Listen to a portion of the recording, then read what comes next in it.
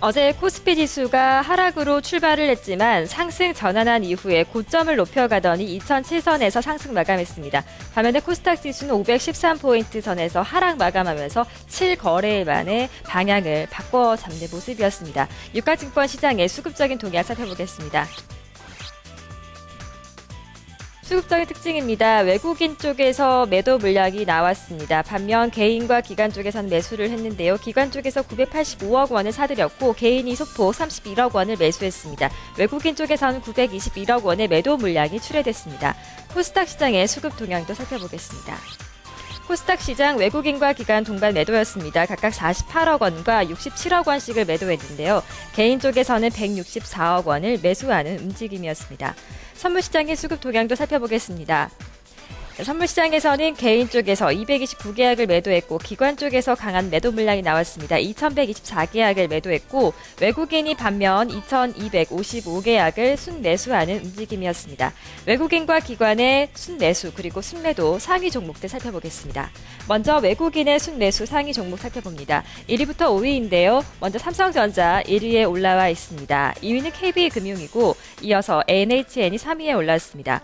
한국전력이 유가증권 시장에서 저력을 보여주면서 시총 5위에 등극을 했는데요. 어제장에도 상승을 계속해서 이어가면서 52주 신고가를 기록하기도 했습니다. 5위는 LG전자가 올랐습니다.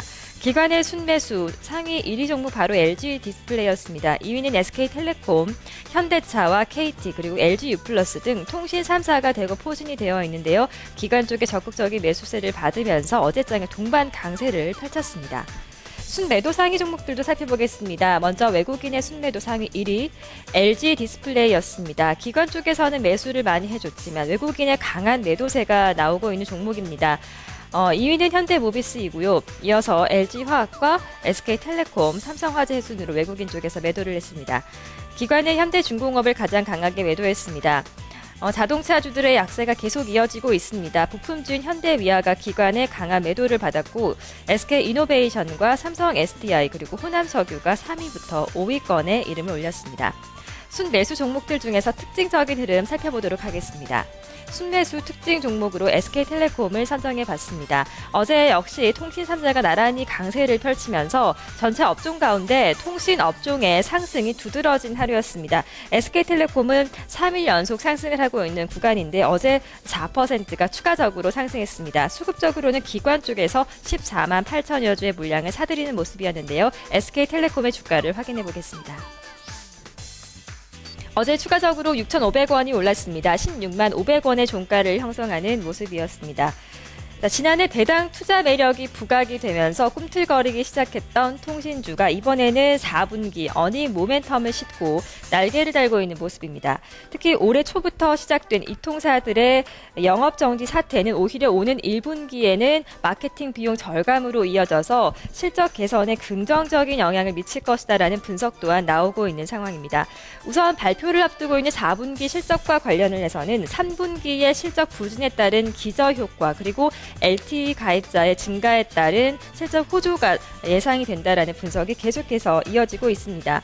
한국투자증권에서는 SK텔레콤의 4분기 매출액과 관련해서 4조 2,076억 원을 점치고 있고요. 특히 영업이익은 5,001억 원으로 시장의 예상치보다도 24% 정도 올라갈 것이다라는 긍정적인 평가를 내놓고 있습니다. 순매도 특징 종목들도 살펴보겠습니다. 자, 다음 특징 종목은 LG 디스플레이입니다. 자, 앞서 미국 증시를 우리가 얘기하면서 애플의 아이폰 5의 부진한 소식을 좀 전하고 있는데요. 그와 관련한 악재가 싣고 있는 종목입니다. LG 디스플레이가 어제장에서도 2%가 하락하는 모습이었습니다. 특히 외국인 쪽에서 164만여 주의 물량을 강하게 매도하는 모습이었는데요. 주가를 먼저 확인해 보겠습니다. LG 디스플레이입니다. 어제장에 2.2%가 추가적으로 밀려나면서 28,900원의 종가를 형성했습니다. 애플의 아이폰 5 판매 부진 소식이라는 애플의 이슈가 악재가 되고 있는 바로 종목입니다. 지난해 9월에 출시가 됐던 애플의 최신 스마트폰 아이폰 5의 글로벌 판매량이 부진하다는 소식이 나오면서 일본의 샤프라든지 한국의 LG 디스플레이 등 공급업체들의 감산에 돌입했다라는 소식이 일본 등 외신을 통해서 보도가 됐습니다. 이에 따라서 애플은 일본의 샤프 그리고 LG 디스플레이 등으로부터 주요 부품을 공급받고 있는데 관련한 악재가 반영될 것이라는 전망이 나오고 있는 상황입니다. LG 디스플레이 2% 약세를 기록했습니다. 어제 마감한 국내 시장의 수급 동향 살펴봤습니다.